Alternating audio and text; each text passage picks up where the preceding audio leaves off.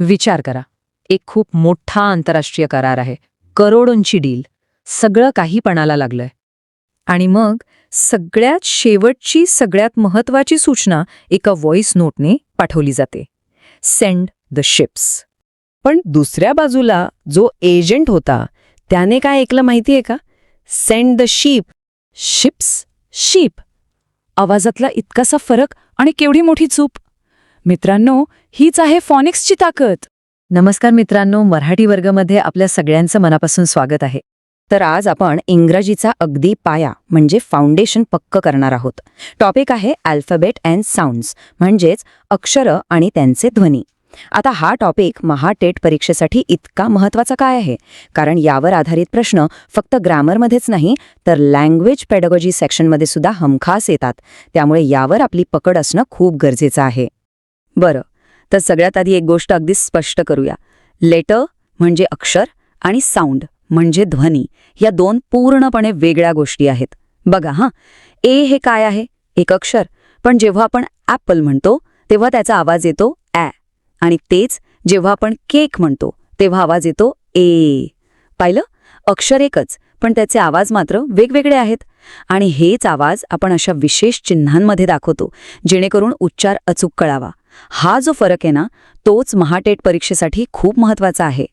चला तर मग सुरुवात करूया शब्दांच्या आवाजाच्या आत्म्यापासून, म्हणजेच वावल्स, आपले स्वर. आता वावल्स म्हणजे काय? सोप्या भाषेत सांगायचं तर हे असे आवाज आहेत जे उच्चारताना आपल्या तोंडातली हवा कुठेही अडत नाही, एकदम मोकळेपणाने बाहेर येते. आणि इंग्रजीमध्ये हे 5 मुख्य वावल्स आहेत: ए, ई, आय, ओ आणि यू. ओके, आता वॉवल्समध्ये पण 2 प्रकार आहेत. पहिला बघूया शॉर्ट वॉवल साऊंड्स. नावाप्रमाणेच यांचा उच्चार छोटा म्हणजे शॉर्ट असतो. चला आपण एकत्र म्हणून बघूया, म्हणजे छान लक्षात राहील. एचा आवाज ॲ, जसे की CAT कॅट. ईचा आवाज ॲ, जसे की PEN पेन. आयचा आवाज ए, जसे की SIT सिट. ओचा आवाज ऑ, जसे की POT पॉट. आणि यूचा आवाज अ, जसे की CUP कप. आहे की नाही सोपं? ठीक आहे, आता वळूया लॉंग वॉवेल साऊंड्सकडे. आणि इथे ना एक मस्त ट्रिक आहे लक्षात ठेवायला. इथे वॉवेल चक्क स्वतःचंच नाव घेतो. बघा हां, एचा आवाज ए येतो, जसं की केकमध्ये. ईचा आवाज ई येतो, जसं की सी. आयचा आवाज आय येतो, जसं की बाईक. ओचा आवाज ओ येतो, जसं की होम. आणि यूचा आवाज यू येतो, जसं की यूज. हा शॉर्ट आणि लॉंगमधला फरक ओळखता येणं खूप महत्त्वाचं आहे बरं का. आता आपल्यापैकी बऱ्याच जणांना एक प्रश्न पडला असेल की अरे, हे ए एकच अक्षर आहे, पण मग त्याचे इतके वेगवेगळे आवाज कसे काय येतात, बरोबर ना? चला, याचंच उत्तर आता आपण पाहूया. तर मित्रांनो, हा आहे इंग्रजी फोनेटिक्समधला एक गोल्डन रूल. लक्षातच ठेवा, एकच वावेल वेगवेगळ्या शब्दांमध्ये वेगवेगळे आवाज देऊ शकतो. आणि हा नियम महाटेट परीक्षेसाठी सुपर इम्पॉर्टंट आहे, कारण परीक्षेत नेमका याच मुद्द्यावर गोंधळ उडवून दिला जातो आणि आपल्या हक्काचे मार्क जातात. बरं, वॉवेल्सबद्दल तर आपण बोललो, पण शब्द फक्त स्वरांनी बनत नाहीत. त्यांना आकार देण्यासाठी, शेप देण्यासाठी येतात कॉन्सोनेंट्स, म्हणजेच व्यंजनं. आता कॉन्सोनेंट्स म्हणजे काय? तर हे असे आवाज आहेत ज्यांच्या उच्चाराच्या वेळी हवा तोंडात कुठेतरी थोडी किंवा पूर्णपणे अडवली जाते. तुम्ही स्वतःच म्हणून बघा. प, बघा ओठ बंद झाले. किंवा ट, बघा जीभ दातांना लागली. सोपं आहे की नाही? तर ए, ई, आय, ओ, यू हे 5 वावल्स सोडले की उरलेली जी 21 अक्षर आहेत ती सगळी कॉन्सोनेंट्स आहेत. चला, आता आपण त्या सिक्रेट कोडबद्दल बोलूया, जो इंग्रजी शब्दांचे उच्चार अचूक ओळखायला मदत करतो. हे आहेत फोनिक्सचे काही महत्त्वाचे नियम. आणि हे नियम महाटेटसाठी इतके महत्त्वाचे आहेत की यामुळे तुमचे प्रश्न चुटकीसरशी सुटतील. ओके, तर हे नियम आपण एक एक करून समजून घेऊया. लक्ष द्या हां. पहिला आहे CVC पॅटर्न, म्हणजे कॉन्सोनंट वावल कॉन्सोनंट, जसं की कॅट किंवा पेन. दुसरा नियम आहे सायलेंट लेटर्सचा, म्हणजे अशी अक्षरं जी लिहितात पण बोलत नाहीत, जसं की नाईफमधला के किंवा कोममधला बी. तिसरा डायग्राफ्स. इथे 2 अक्षरं एकत्र येतात आणि एक तिसराच नवीन आवाज तयार होतो, जसं की S आणि H मिळून शचा आवाज येतो शिपमध्ये. आणि चौथा ब्लेंड्स. इथे पण 2 अक्षर एकत्र येतात, पण दोघांचाही आवाज स्पष्ट ऐकू येतो. जसं की ब्ल मध्ये बी पण ऐकू येतो आणि एल पण, ब्लॅक. यावर अजून खूप उदाहरणं आहेत जी तुम्हाला डिस्क्रिप्शनमधल्या PDF नोट्समध्ये मिळतील. त्या नक्की बघा. एक छोटीशी आठवण. जर आपल्याला इंग्रजी ग्रामर अगदी सुरुवातीपासून व्यवस्थित शिकायचं असेल तर आपल्या चॅनलवरची संपूर्ण प्लेलिस्टची लिंक खाली डिस्क्रिप्शनमध्ये दिली आहे. ती एकदा नक्की बघा. बरं, थिअरी तर खूप झाली. आता बघूया की हे सगळं ज्ञान परीक्षेमध्ये खरंच कसं कामी येतं. चला, महाटेटमध्ये आलेले काही जुने प्रश्न आपण सोडून पाहूया. हा आहे आपला पहिला प्रश्न. शिप या शब्दातला वावल साऊंड ओळखायचा आहे. आठवतंय? आपण अगदी सुरुवातीलाच शिप आणि शिपबद्दल बोललो होतो. चला, पटकन आपलं उत्तर खाली कमेंट बॉक्समध्ये लिहा. बघूया किती जणांना बरोबर आठवतंय. तर बरोबर उत्तर आहे ऑप्शन बी, ए. शिपमध्ये शॉर्ट ईचा आवाज येतो, तर शीपमध्ये लॉंग ई म्हणजे ई असा आवाज येतो. परीक्षक नेमका हाच फरक ओळखून प्रश्न टाकतात, त्यामुळे असा सराव खूप महत्वाचा आहे. ओके, पुढचा प्रश्न. डाऊट या शब्दात कोणतं अक्षर सायलेंट आहे? हां, तर खूप सोपं आहे. चला फटाफट उत्तर द्या कमेंट्समध्ये. अगदी बरोबर. उत्तर आहे सी, बी. डाऊटमध्ये बीचा उच्चार होत नाही. ती ट्रिक आठवतीये?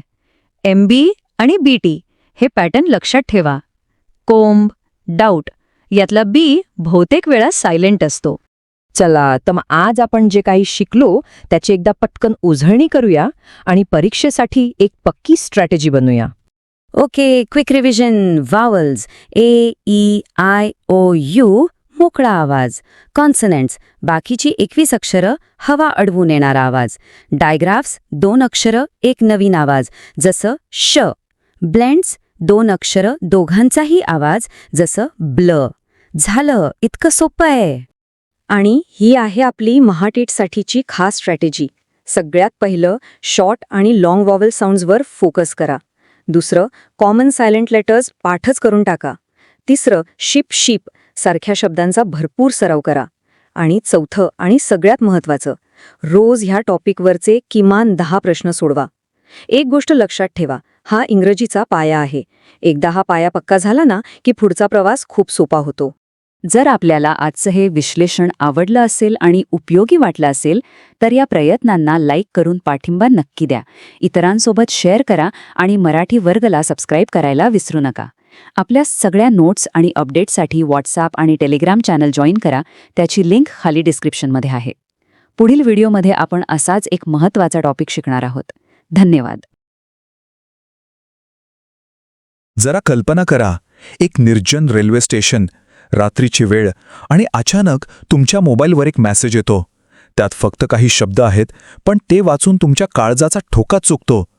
कारण एका छोट्याशा चुकीमुळे कोणाचा तरी जीव धोक्यात आलेला आहे. आता स्क्रीनवर बघा, इथे 2 वाक्य आहेत. पहिलं वाक्य काय म्हणतंय? त्याने सांगितले की त्याला स्टेशनवर एकटे सोडा. पण दुसरं वाक्य काय म्हणतंय? त्याने सांगितले की त्याला त्रास देऊ नका स्टेशनवर. पाहिलं? एका छोट्याशा शब्दाच्या जागेमुळे, एका व्याकरण चुकीमुळे अर्थाचा केवढा मोठा अनर्थ होऊ शकतो. संदेशाचा उद्देशच पूर्णपणे बदलून गेला. नमस्कार मित्रांनो, मराठी वर्गमध्ये तुमचं मनापासून स्वागत आहे. आता आपण पाहिलं की इंग्रजी व्याकरणातली एक छोटीशी चूक किती महागात पडू शकते. पण काळजी करायचं काहीच कारण नाही. महाटेटसारख्या महत्त्वाच्या परीक्षेत अशा चुका कशा टाळायच्या आणि हक्काचे गुण कसे मिळवायचे हेच तर आपण शिकणार आहोत. चला तर मग आजच्या आपल्या अत्यंत महत्त्वाच्या विषयाला सुरुवात करूया. आजचा विषय आहे वर्ड फॉर्मेशन, म्हणजेच शब्दांची निर्मिती. महाटेट पेपर 1 असो किंवा पेपर 2, दोन्हीसाठी हा विषय खूप महत्त्वाचा आहे. आणि सगळ्यात भारी गोष्ट म्हणजे यात तुम्हाला हमखास गुण मिळू शकतात. तर मग ही शब्द निर्मिती म्हणजे नेमकं काय?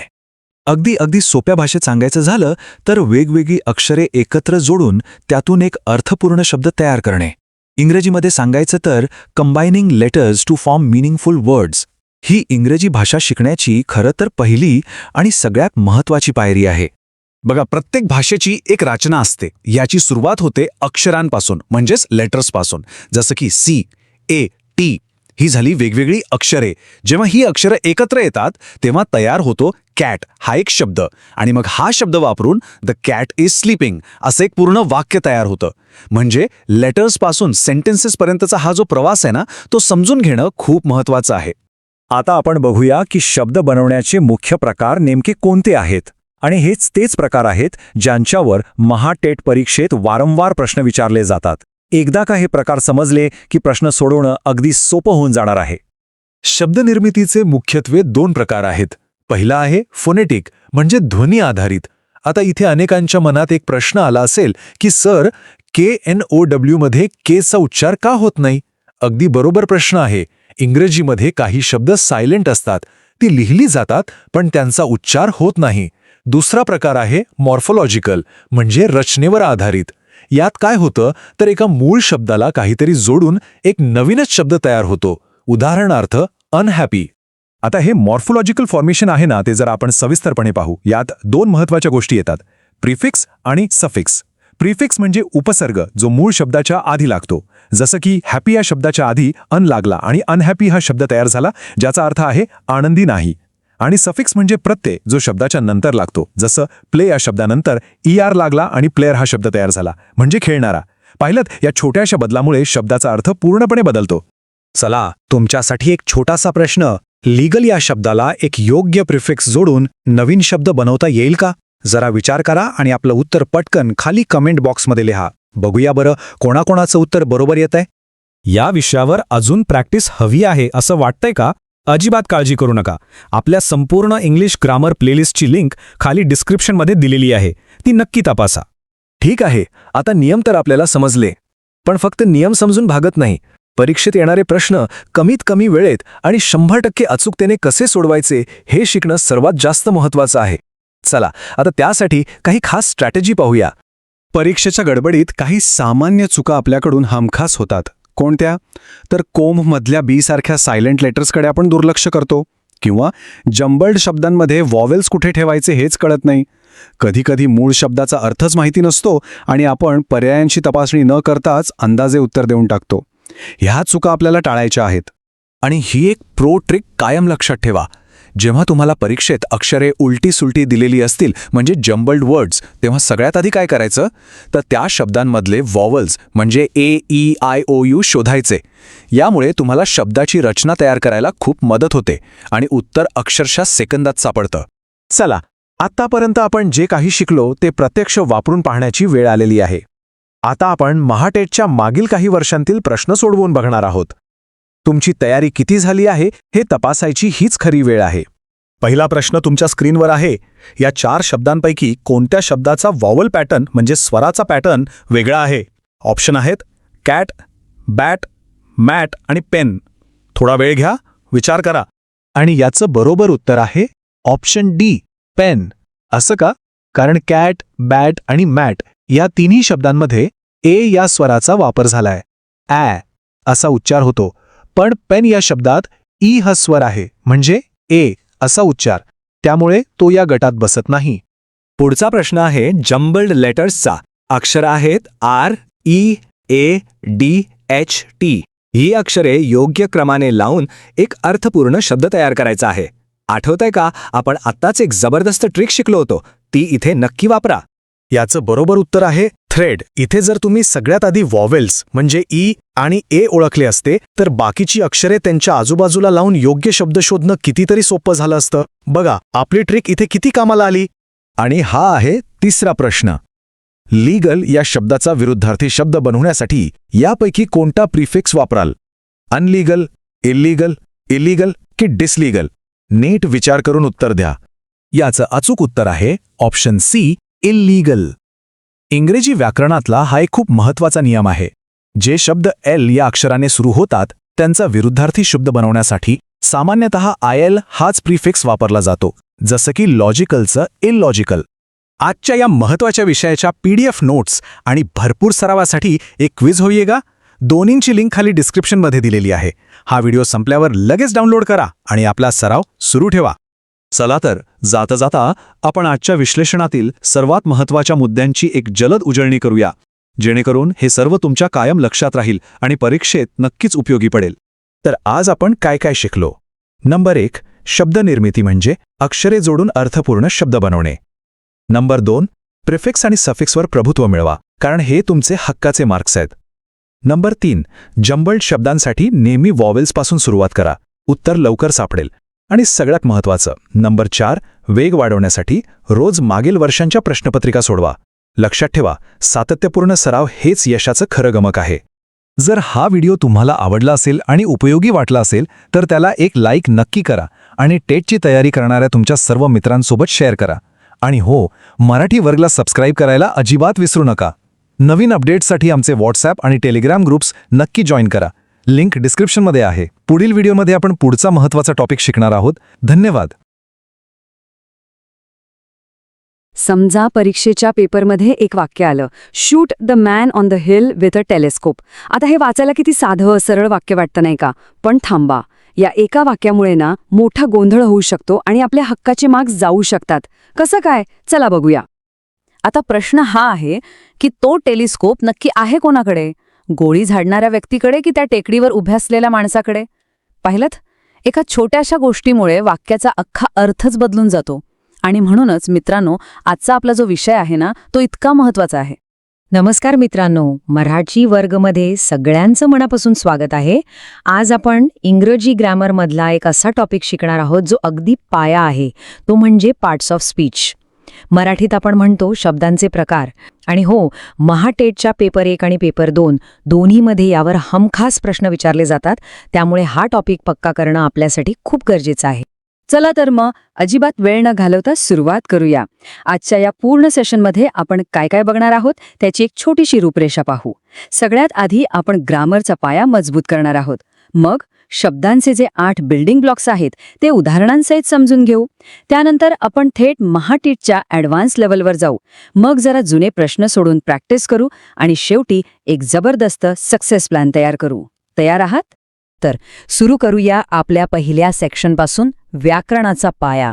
मित्रांनो, एक गोष्ट लक्षात ठेवा, पार्ट्स ऑफ स्पीच हा टॉपिक महा-टीईटीच्या पेपर 1 आणि पेपर 2 दोन्हीसाठी प्रचंड महत्त्वाचा आहे.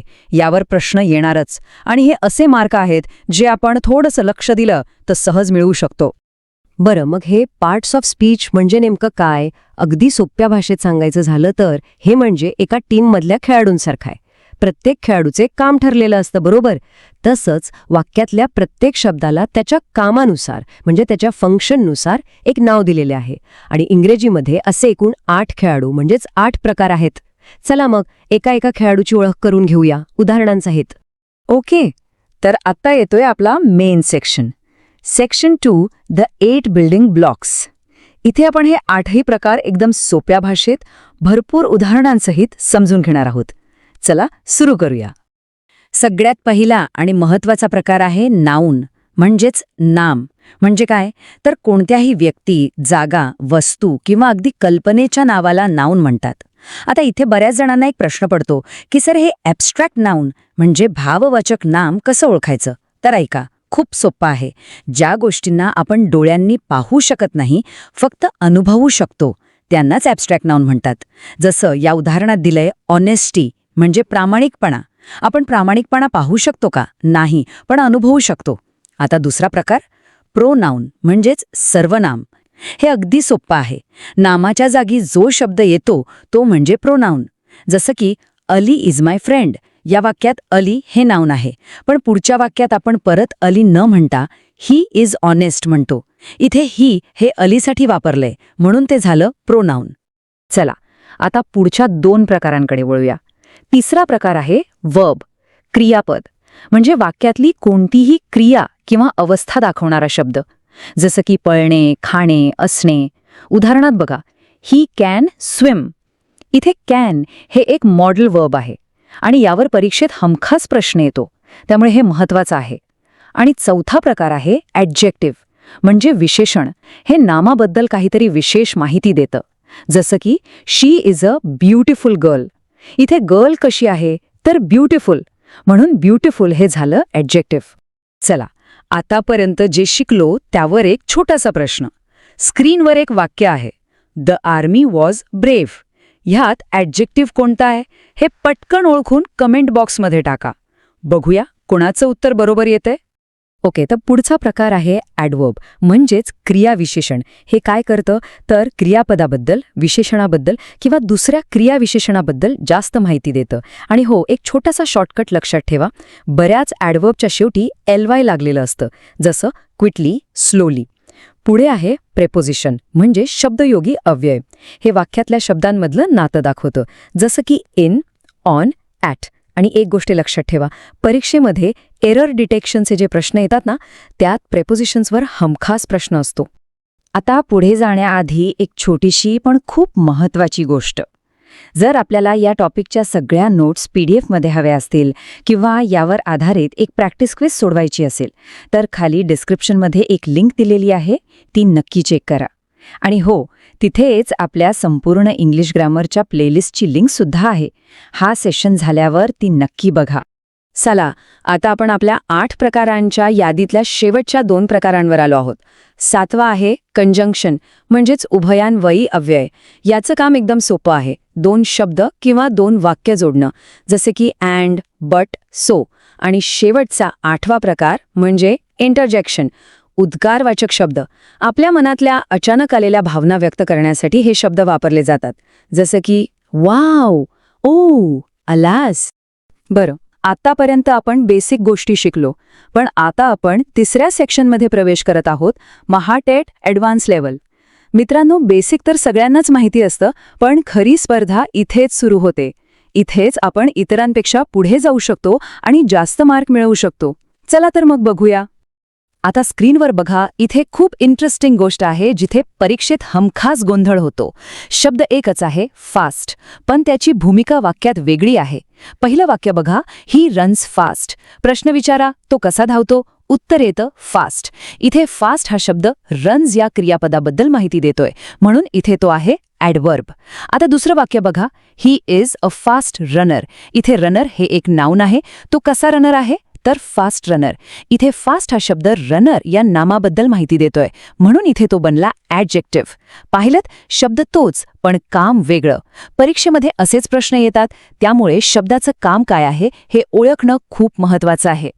आता आणखी एक महत्त्वाचा मुद्दा, तो म्हणजे वर्ड फॉर्मेशन म्हणजेच शब्द निर्मिती.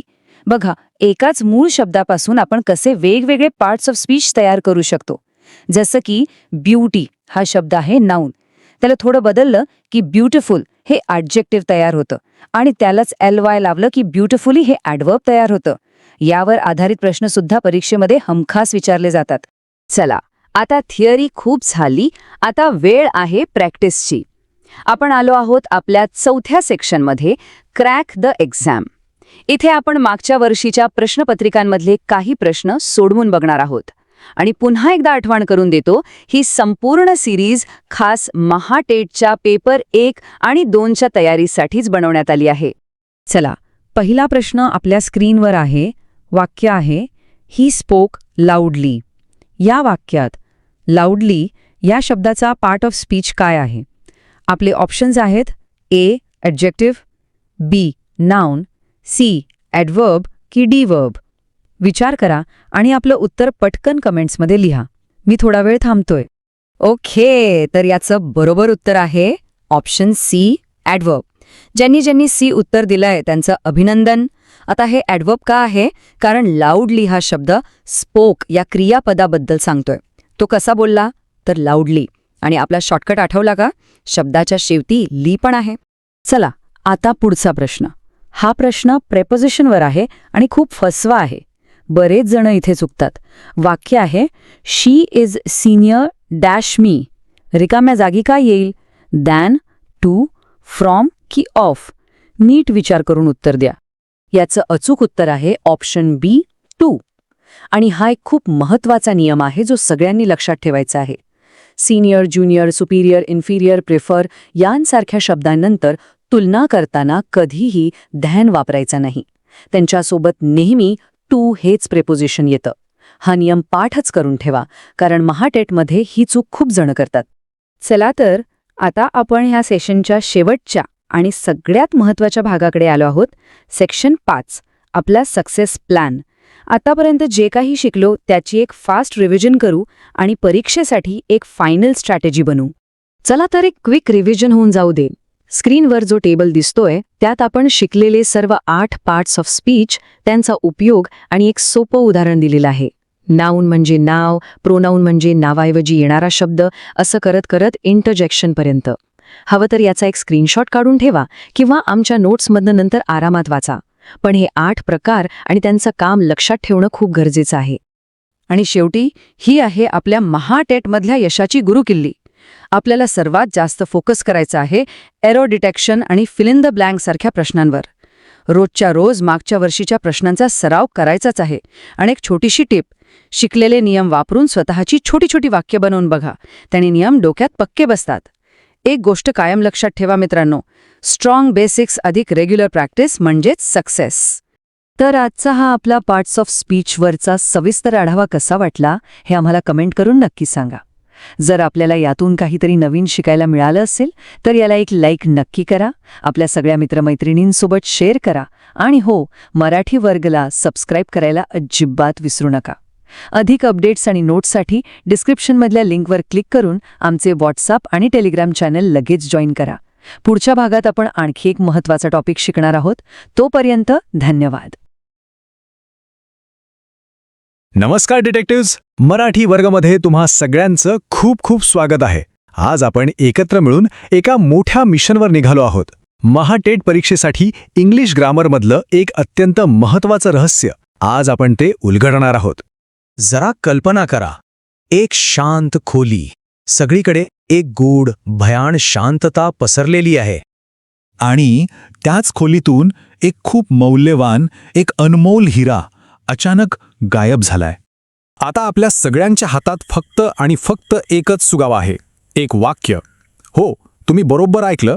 हे रहस्य सोडवण्याची आणि महाटेट परीक्षेत महत्त्वाचे मार्क्स मिळवण्याची किल्ली या वाक्याच्या रचनेतच दडलेली आहे. तर ही आहे आपली आजची केस फाईल. आपण या 6 स्टेप्समधून आपला तपास पुढे नेणार आहोत. चला तर मग सुरू करूया आपलं mission. H1 the case of the sentence.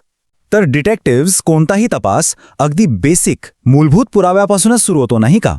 आपल्या या केसमध्ये तो सगळ्यात महत्त्वाचा पुरावा आहे द सेंटेन्स.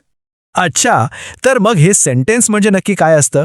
अगदी सोप्या भाषेत सांगायचं झालं तर असा शब्दसमूह ज्यातून आपल्याला पूर्ण अर्थ मिळतो त्यालाच आपण सेंटेन्स किंवा वाक्य म्हणतो. महत्त्वाचं काय आहे? It must express a complete thought. अगदी बरोबर. आता हे उदाहरण बघा. जर आपल्याला फक्त राम क्रिकेट असा एक अपूर्ण क्लू मिळाला तर त्याचा काही अर्थ लागतोय का? नाही. पण जर आपल्याला राम प्लेज क्रिकेट असा पूर्ण क्लू मिळाला तर बघा, आपल्याला खरी माहिती मिळाली. याचा अर्थ काय? की वाक्य नेहमी पूर्ण अर्थ देणारा असावं लागतं. H1 section 2 meet the suspects. Subject. छान. आता आपल्याला वाक्य म्हणजे काय हे कळाले. आता वेळ झाली आहे आपल्या वाक्यातल्या मुख्य संशयिताला, म्हणजेच मेन सस्पेक्टला भेटायची, ज्याला आपण इंग्रजीत म्हणतो सब्जेक्ट. हाच आपल्या वाक्याचा खरा हिरो, खरं कॅरेक्टर आहे. तर सब्जेक्ट म्हणजेच आपला मराठीतला कर्ता.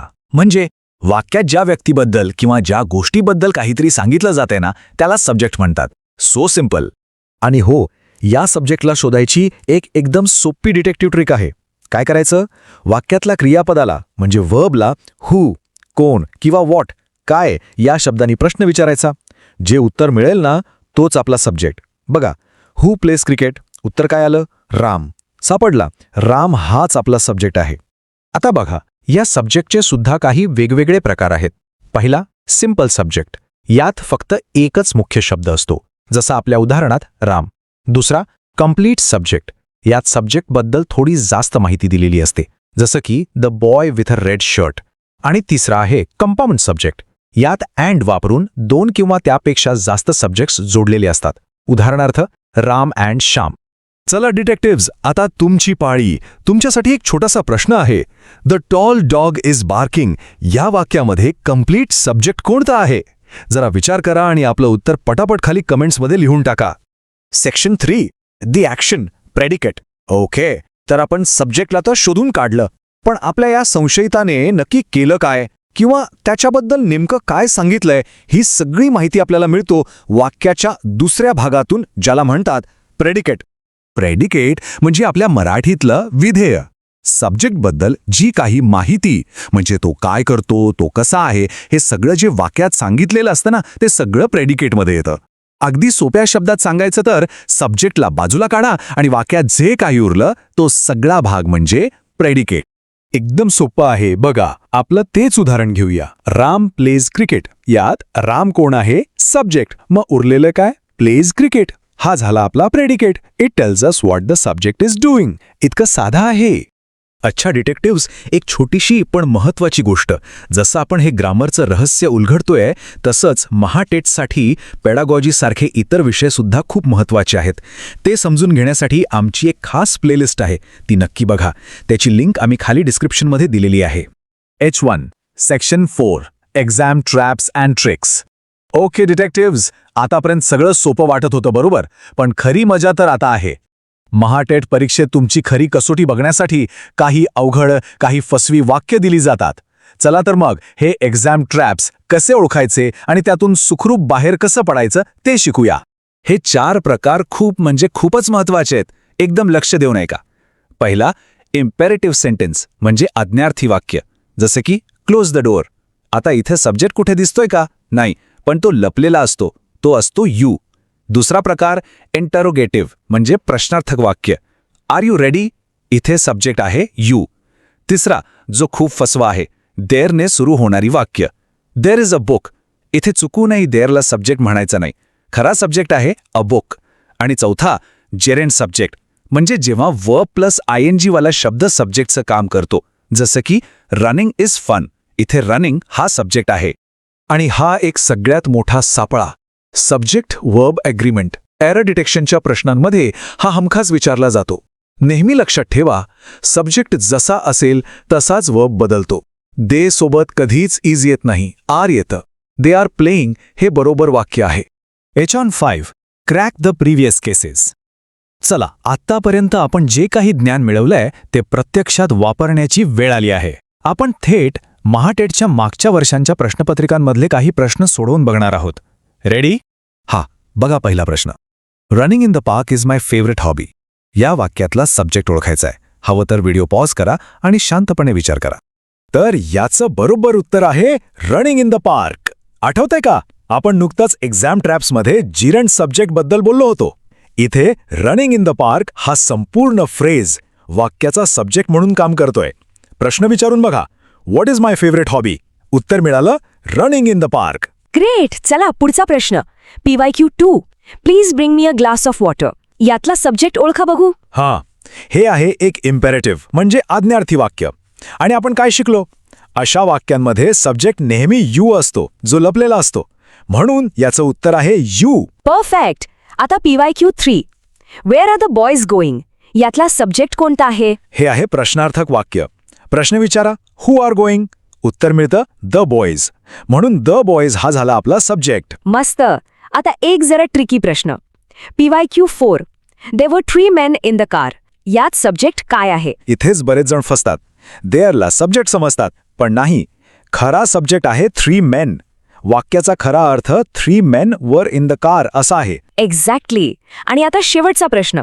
PYQ5 my brother and his friend are coming today. यातला सब्जेक्ट ओळखा. इथे बघा, माय ब्रदर आणि हिज फ्रेंड हे दोघेही येत आहेत, म्हणजे हे दोन्ही मिळून वाक्याचा सब्जेक्ट बनवतायत. आठवते का? हा आहे आपला कंपाऊंड सब्जेक्ट. म्हणून उत्तर आहे माय ब्रदर अँड हिज फ्रेंड. हा, section 6 your detective tool kit. खूपच छान डिटेक्टिव्स, तुम्ही सगळ्या केसेस यशस्वीपणे सोडवल्या आहेत. आता परीक्षेच्या दिवसासाठी तुमची सगळी हत्यारं, तुमचं डिटेक्टिव्ह टूल किट तयार करण्याची वेळ आली आहे. हवन. परीक्षेच्या अगदी आधी पटकन उजळणी करण्यासाठी हा टेबल खूप कामी येईल. इथे बघा, पहिल्या उदाहरणात फक्त राम हा सिंपल सब्जेक्ट आहे, तर तिसऱ्या उदाहरणात the boy with a red shirt हा संपूर्ण भाग कंप्लीट सब्जेक्ट आहे. याचा एक स्क्रीनशॉट काढून ठेवू शकता, रिव्हिजनसाठी खूप मदत होईल. आणि ही आहे तुमची फायनल स्ट्रॅटेजी, एक 4 स्टेप प्लॅन. स्टेप 1 सगळ्यात आधी वाक्यातला वर्ब शोधा. स्टेप 2 त्याला कोण किंवा कायने प्रश्न विचारून सब्जेक्ट शोधा. स्टेप 3 सब्जेक्ट आणि वर्बचं अग्रीमेंट तपासा. आणि सगळ्यात महत्त्वाची स्टेप 4 रोज न चुकता PYQचा सराव करा. आणि हो, आज आपण जे काही शिकलो ना त्याच्या सगळ्या महत्त्वाच्या नोट्सची PDF आणि सरावासाठी एक प्रॅक्टिस क्विज या दोन्हींची लिंक खाली डिस्क्रिप्शन बॉक्समध्ये दिलेली आहे, ती नक्कीच बघा. जर तुम्हाला आमची ही डिटेक्टिव्हगिरी हे विश्लेषण आवडलं असेल तर या प्रयत्नांना एक लाईक नक्की करा, आपल्या मित्रमैत्रिणींसोबत शेअर करा आणि मराठी वर्ग चॅनलला सबस्क्राईब करायला अजिबात विसरू नका. आणि हो, रोजच्या अपडेट्ससाठी आमचे व्हॉट्सॲप आणि टेलिग्राम चॅनल्स नक्की जॉईन करा. सगळ्या लिंक्स खाली डिस्क्रिप्शनमध्ये आहेत. तर डिटेक्टिव्हज, आता तुम्हाला सब्जेक्ट शोधायची कला अवगत झाली आहे. मग आता तुमच्यासाठी एक चॅलेंज. तुम्ही तयार करू शकाल असं सगळ्यात कॉम्प्लेक्स, सगळ्यात गुंतागुंतीचं वाक्य कोणतं असेल? तुमचं सगळ्यात भारी वाक्य खाली कॉमेंट्समध्ये आमच्यासोबत नक्की शेअर करा. चला भेटूया आता पुढच्या मिशनमध्ये. तोपर्यंत कीप इन्व्हेस्टिगेटिंग. मराठी वर्गमध्ये तुम्हा सर्वांचं खूप खूप स्वागत आहे. आज आपण TET परीक्षेसाठी एक खूपच महत्त्वाचं टॉपिक शिकणार आहोत. तो म्हणजे वाक्यांचे प्रकार, ज्याला आपण इंग्लिशमध्ये टाइप्स ऑफ सेंटेन्सेस म्हणतो. अच्छा, खरं सांगा, तुम्हालाही असं वाटतं का की TET परीक्षेमध्ये इंग्लिश ग्रामरमुळे आपले हक्काचे मार्क्स जातात? तर आता काळजी सोडा, कारण आजच्या या सेशननंतर वाक्यांच्या प्रकारांबद्दलची तुमची एकही शंका शिल्लक राहणार नाही. ठीक आहे, चला तर मग पटकन बघूया आज आपण काय काय शिकणार आहोत. सगळ्यात आधी TETमध्ये या टॉपिकवर कसे प्रश्न येतात ते पाहू. मग वाक्यांचे चारही प्रकार सोप्या भाषेत समजून घेऊ. त्यानंतर वाक्य बदलायचे कसे आणि सामान्य चुका कशा टाळायच्या हे बघू. आणि हो, सगळ्यात शेवटी आपण काही प्रॅक्टिस क्वेश्चन्स सोडू आणि एक फायनल रिव्हिजन स्ट्रॅटेजी सुद्धा पाहू. तर पहिला प्रश्न हा येतो की वाक्यांचे प्रकार समजून घेणं इतकं महत्त्वाचं का आहे, बरोबर? याचं कारण असं आहे की TET परीक्षेत तुम्हाला थेट व्याख्यान नाही विचारत, तर वेगवेगळ्या पद्धतीचे प्रश्न विचारले जातात जे तुमची खरी समज तपासतात. अगदी बरोबर. परीक्षेत तुमची समज 4 मुख्य प्रकारे तपासली जाते. एकतर तुम्हाला वाक्य ओळखायला सांगतात किंवा एका प्रकारातून दुसऱ्या प्रकारात बदलायला सांगतात. कधीकधी वाक्यातली चूक शोधायला सांगतात. आणि हो, काही वेळेस अध्यापनशास्त्राशी संबंधित प्रश्नही येतात. म्हणूनच जर तुमचे बेसिक्स पक्के असतील तर हे सगळं एकदम सोपं होऊन जातं. चला तर मग आपल्या आजच्या सेशनच्या सगळ्यात महत्त्वाच्या भागाकडे वळूया. आपण आता वाक्यांचे 4 मूलभूत प्रकार त्यांच्या कामानुसार एकदम सोप्या भाषेत शिकणार आहोत. तयार आहात? आपला पहिला प्रकार आहे असर्टिव्ह सेंटेन्स, ज्याला आपण मराठीत विधेयार्थी वाक्य म्हणतो. आता हे काय आहे? तर एकदम सोपं आहे. जे वाक्य फक्त एखादी माहिती देतं किंवा साधं विधान करतं त्याला असर्टिव्ह सेंटेन्स म्हणतात. हे होकारार्थी पण असू शकतं आणि नकारार्थी पण. इथे बघा, पहिलं वाक्य आहे शी इज हॅपी, म्हणजे ती आनंदी आहे. हे एक होकारार्थी म्हणजेच अफर्मेटिव्ह वाक्य झालं. आणि दुसरं वाक्य शी इज नॉट हॅपी, म्हणजे ती आनंदी नाही. हे एक नकारार्थी म्हणजेच नेगेटिव्ह वाक्य आहे. दोन्ही वाक्य फक्त एक माहिती देत आहेत, म्हणून ही दोन्ही असर्टिव्ह सेंटेन्सेस आहेत. आता हे वाक्य ओळखण्याची एक सोपी ट्रिक लक्षात ठेवा. या प्रकारचं प्रत्येक वाक्य नेहमी पूर्णविरामाने म्हणजेच फुलस्टॉपने संपतं. ही एक छोटीशी पण खूप महत्त्वाची खूण आहे, जी तुम्हाला परीक्षेत पटकन उत्तर शोधायला मदत करेल. आपला दुसरा प्रकार आहे इंटेरोगेटिव्ह सेंटेन्स, म्हणजेच प्रश्नार्थक वाक्य. नावावरूनच कळलं असेल, जे वाक्य थेट प्रश्न विचारतं त्याला इंटेरोगेटिव्ह सेंटेन्स म्हणतात. याचे परत 2 उपप्रकार आहेत. यातला फरक खूप सोपा आहे. आर यू रेडी यांसारख्या प्रश्नाचं उत्तर तुम्ही हो किंवा नाही असं देऊ शकता, म्हणून याला येस नो क्वेश्चन म्हणतात. पण व्हॉट इज युअर नेम या प्रश्नाचं उत्तर देण्यासाठी तुम्हाला पूर्ण माहिती द्यावी लागते, म्हणून याला WH क्वेश्चन म्हणतात. सिंपल. आणि हे वाक्य ओळखण्याची खूण तर त्याहून सोपी आहे. असं वाक्य नेहमी हेल्पिंग वर्ब किंवा WH वर्डने सुरू होतं आणि त्याच्या शेवटी नेहमी, अगदी नेहमी प्रश्नचिन्ह म्हणजेच क्वेश्चन मार्क असतो. तिसरा प्रकार आहे इम्पेरेटिव्ह सेंटेन्स, म्हणजेच आज्ञार्थी वाक्य. हे वाक्य काय करतं तर आज्ञा, आदेश, विनंती किंवा सल्ला व्यक्त करतं. थोडक्यात हे नेहमी कृतीशी म्हणजे ॲक्शनशी संबंधित असतं. उदाहरणं बघितली की लगेच कळेल. क्लोज द डोर यात एक ऑर्डर आहे. प्लीज हेल्प मी यात एक विनंती आहे. आणि take care of your health यात एक सल्ला आहे. एक इंटरेस्टिंग गोष्ट म्हणजे या वाक्यांमध्ये यू हा कर्ता म्हणजे सब्जेक्ट नेहमी लपलेला असतो.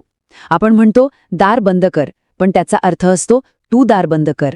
चला, आता तुमच्यासाठी एक छोटासा प्रश्न. स्क्रीनवरचं वाक्य बघा. Open your book. हे कोणत्या प्रकारचं वाक्य आहे? मला खात्री आहे तुम्हाला उत्तर नक्कीच माहीत आहे. चला, पटापट तुमचं उत्तर खाली कॉमेंट बॉक्समध्ये टाईप करा. आणि आता आपला शेवटचा चौथा प्रकार एक्सक्लेमेटरी सेंटेन्स म्हणजेच उद्गारवाचक वाक्य. हे वाक्य आपल्या मनातल्या तीव्र किंवा अचानक आलेल्या भावना व्यक्त करतं, जसं की खूप आनंद, दुःख किंवा आश्चर्य. Wow, what a beautiful day. यात आश्चर्य आणि आनंद व्यक्त होतोय. Alas, he is dead. यातून दुःख व्यक्त होतंय. आणि hurrah, we won the match. यात तर विजयाचा जल्लोष आहे, जो या ट्रॉफीने दाखवला आहे. अच्छा, मग हे वाक्य ओळखण्याची सोपी युक्ती काय?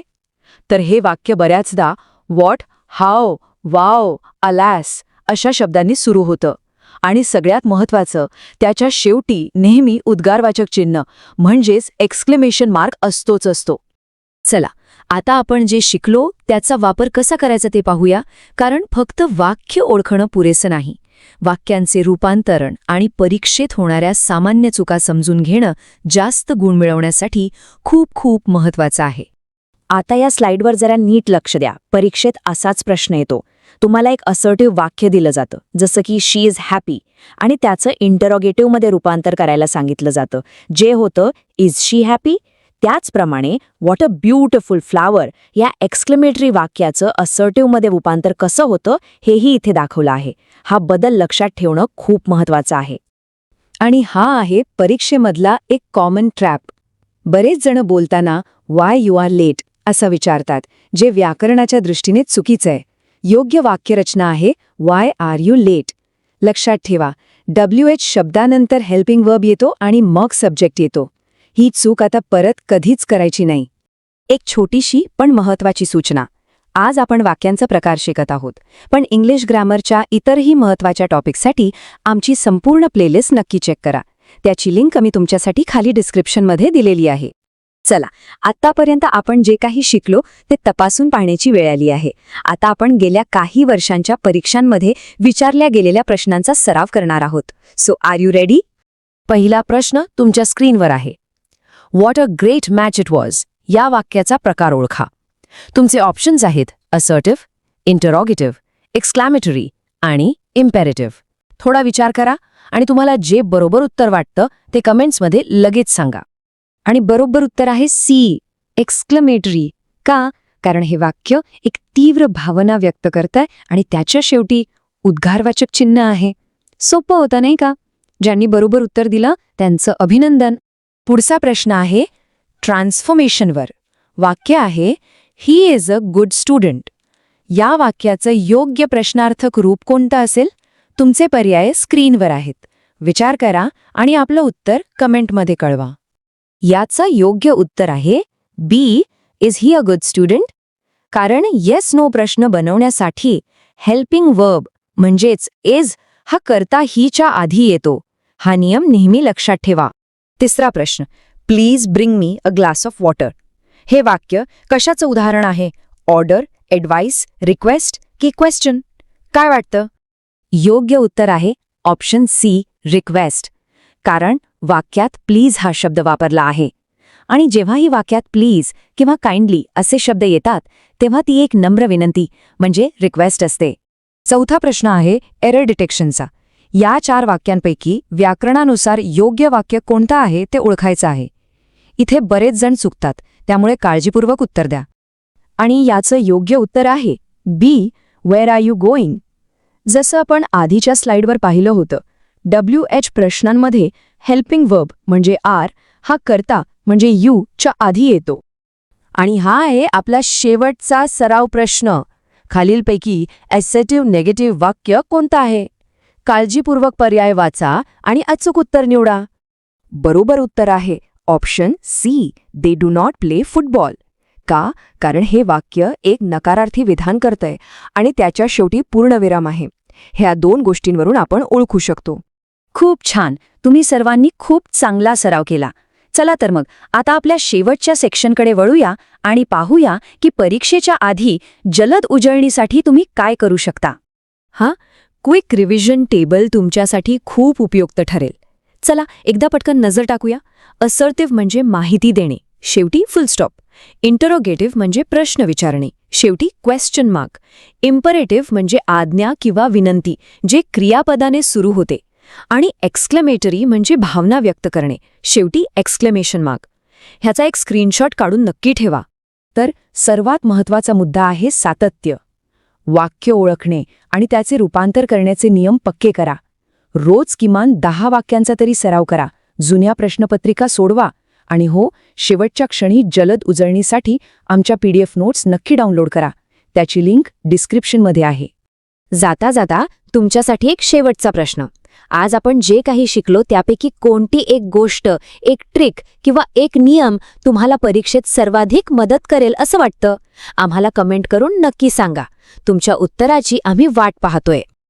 आजच्या या सेशनमध्ये सहभागी झाल्याबद्दल तुम्हा सर्वांचे मनपूर्वक धन्यवाद. जर तुम्हाला हे विश्लेषण आवडलं असेल तर या व्हिडिओला लाईक आणि शेअर करा आणि मराठी वर्ग चॅनलला सबस्क्राईब करायला अजिबात विसरू नका. आणि हो, नियमित अपडेट्ससाठी आमचा व्हॉट्सॲप आणि टेलिग्राम ग्रुप नक्की जॉईन करा. नोट्स आणि सरावासाठी क्विजची लिंक खाली डिस्क्रिप्शनमध्येच आहे. चला तर मग भेटूया पुढच्या सेशनमध्ये. तोपर्यंत अभ्यास करत राहा.